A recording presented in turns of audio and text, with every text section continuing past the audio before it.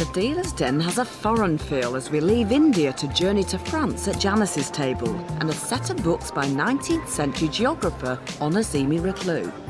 And what have you brought today? Well, I brought these books. I don't know a great deal about them. They're in French and they came out of an attic of a house that we bought several years ago. And have you used them at all? No, because they're in French. And I take it you don't read French or speak French? No. They're very interesting.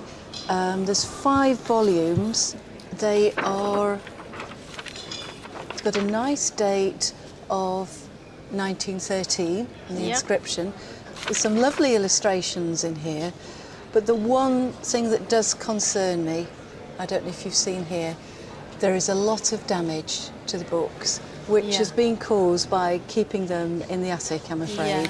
The condition on the outside isn't too bad. They have actually got a little bit of damage, but it's nothing too terrible. Do you have a figure in mind that you're looking for today? Not really, no. I just came with an open mind. OK. Right, well, I better get some money on the table then. Let me have a see. I'll start with 20, 30 pounds. How do you feel about that? Oh, no, I'd want more than that, to be honest. Yeah. What I will do is I'll take this £10 away and I'll put another £20 on there, so we're at £40 in total. Am I near to what you're looking for? Well, a bit nearer, but I'd still like a bit more for them, to be honest. A bit more for them. Yeah. Right, I'll go another 10, and that's going to be my limit, I'm afraid. Yeah. What do you want to do? No, I think I should take them to auction. Do you want to take them to auction? Yes. OK, well, that's great, and I wish you all the best at auction. Good OK, luck. thank you. Thank you very much indeed. Thank you.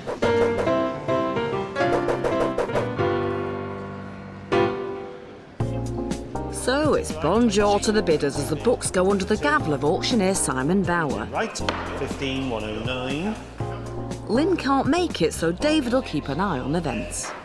Lynn McKay brought along 5 tooled leather volumes. They're here in the sale room with a £70 to £100 estimation, and they have a reserve of £60. I think they're cheap as chips. The important thing is, what do the people here in the sale room think? Let's find out. Paris 1914. Lovely set of books, haven't they? Lot 170, the atlases. Bid to me at £40 start for the group. At 40 bid 5, at 45 bid 50, 55, 60. They're still cheap. £60 and bid. 80, 85, 90, £90 I'm bid. At £90 bid. At £90, not dear. At £90, hammers up at 90. Gavel has gone down at £90. Take away 10%, £9, and you have £81. Lynn, that wasn't a bad find in the attic after all. We're sending on the real deal to you, £81. And it's over to Simon Schneider to see if he'll dish out the money for this next item. You brought in something very attractive. It's caught my eye. I like it. What are you going to tell me about it? I don't know very much about it at all. It's been in my family for as long as I can remember. Something that's just sort of been handed down through the generations? Yes, that's right. It's a small dish made of ivory, and we've got 3 figures that surround it. And inside this small ivory bowl, we've got various sort of mother of pearl and bits of coral inlaid in what is called shubiana. Right. I believe this to be Japanese, probably what we call Meiji period, which is approximately 1890 to 1915. It's a very short period. Well, I like it very much. I think the only other thing I should say about it is if I very carefully just sort of disconnect this a second and we turn it over, there's something we should mention. There's a little signature. Yes. Yeah, that tiny little inlaid mother of pearl has got a wee signature on it. Now, I can't make out the name on the signature, but it's quite nice to see it signed. It's just another sort of confirmation of the quality, if you like, that someone, whoever made it, thought enough about it to put their name on it. And that's always a nice sign with anything from this period. I think the only thing missing might be there's nothing there, is there? So there would have been, what, maybe another something else in his arm or hand that would have gone in there. As far as I can see, that's, unless you know any different, that's all that's actually missing from it. That's all I think is missing. Okay. So, having said all that, I would like to pay you £150. I think it's worth more than that. That's not impressing you, is it? No. 150. 170. It's not enough. £200. I would like another one of those and I would be happy. Right. Well, in that case, I think the most sensible thing I can do is put down another 50, say £250. Can we have a deal? Yes, we can have a deal. Thank you very much, Gina, for bringing Thank in you. a really nice subject. Thank you.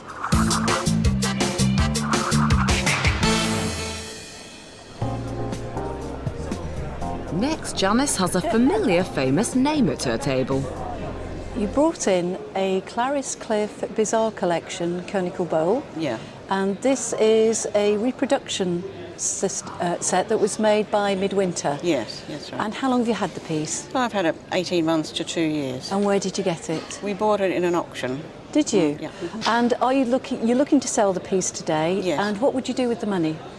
I may buy something else. Or at you another may squander auction. it. Yes. That's a better idea. It's a better idea. Okay. It's very nice because it's actually in the original box. Yes, You've yes. looked after it very nicely.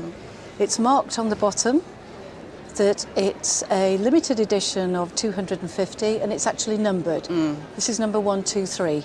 It is signed Clarice Cliff on the bottom, but although it is signed Clarice Cliff, it's not an original Clarice Cliff piece. It's a reproduction piece that was made by Midwinter because Clarice Cliff was so popular. And they do come with their own certificates so that you know exactly how many have been made. It is a guarantee of their authenticity and it does show that it's been made in the same tradition that Clarice Cliff pieces were made.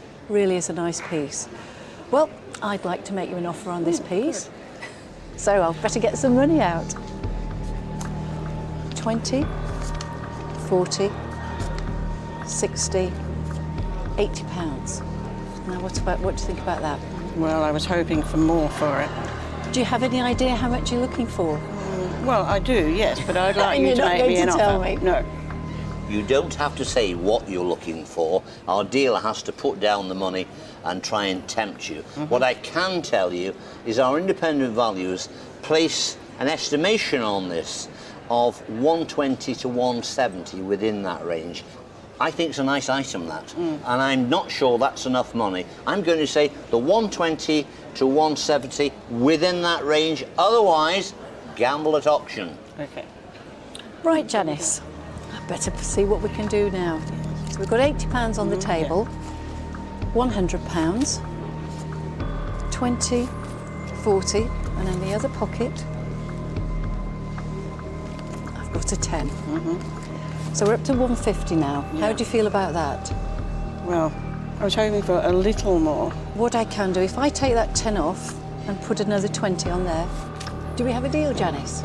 Yes, yes, I Brilliant. think so. Thank you very much Thank you. indeed. Thank you. Coming up, So why are you selling it?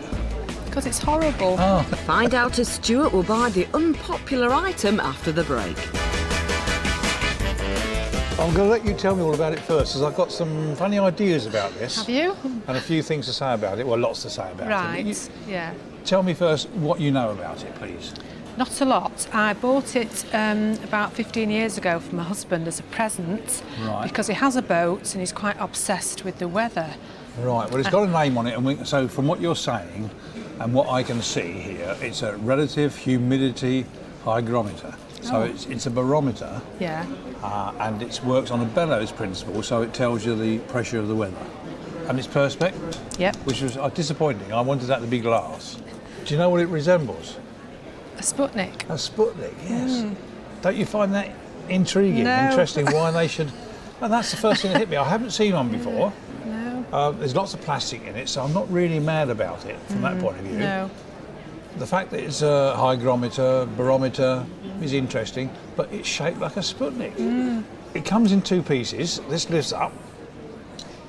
But what I do discover, that this here has got a thread inside, Yes. and this also has a wall hanging hook here.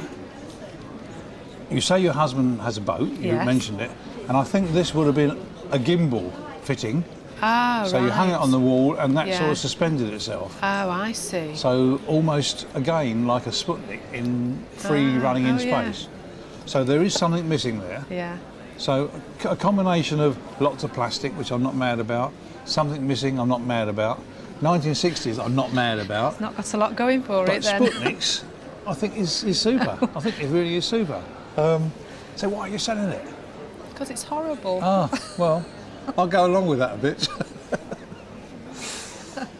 Let's see what I can find for you. £40 for a Sputnik.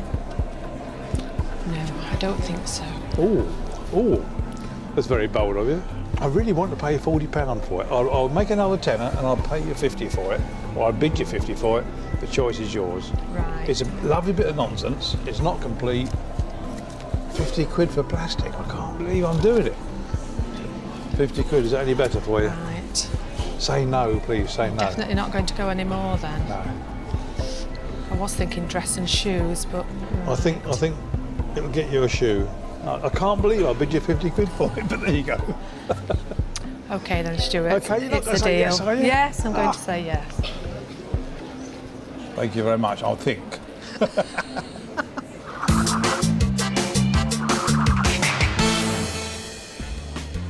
Next, Stuart takes a sharp intake of breath when he sees this rare item.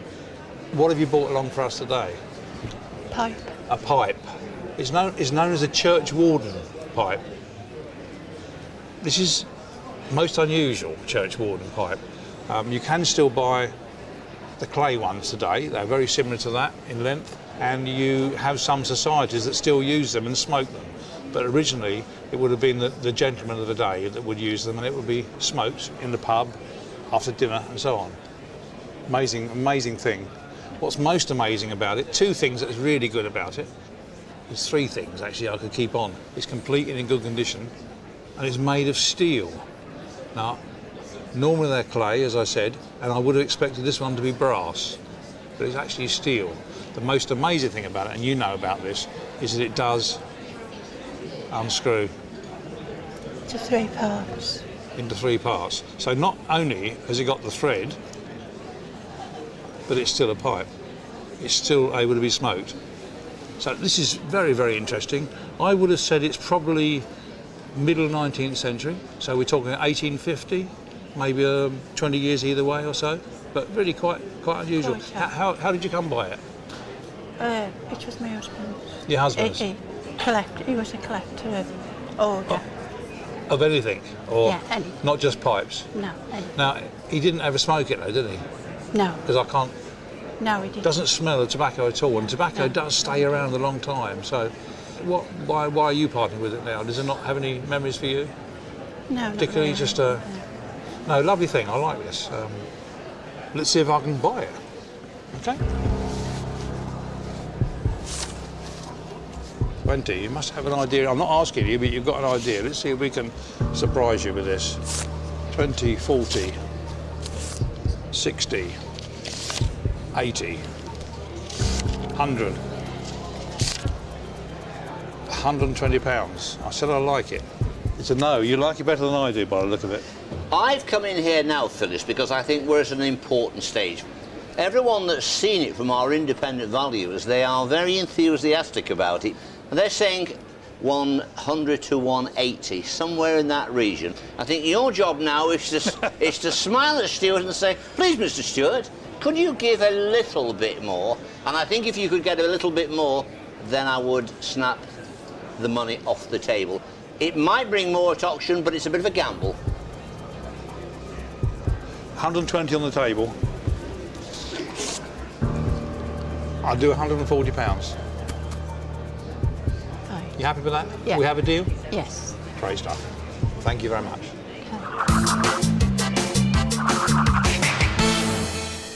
How did you come to own these?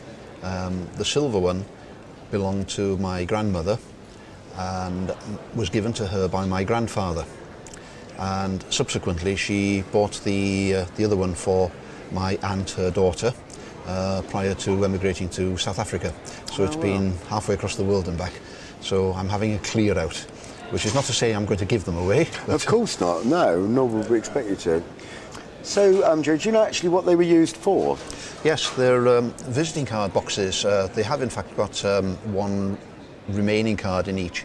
The silver one was my grandmother's card box, given to her by my grandfather. Okay, well the card's still in here, so yes. I need my glass to look at this, but it reads Mrs. George Gerard Baker. That's right.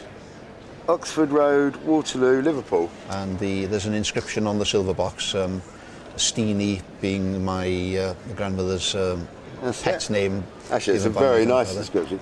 Steenie from George, Christmas 1899. 1899, that's right, yes. Well, it's lovely that that's been in your family for well over a century now. Yes, indeed. So that's very nice. And of course, you're absolutely correct what you say about the cases. We're talking about days long ago before there were telephones and things like that.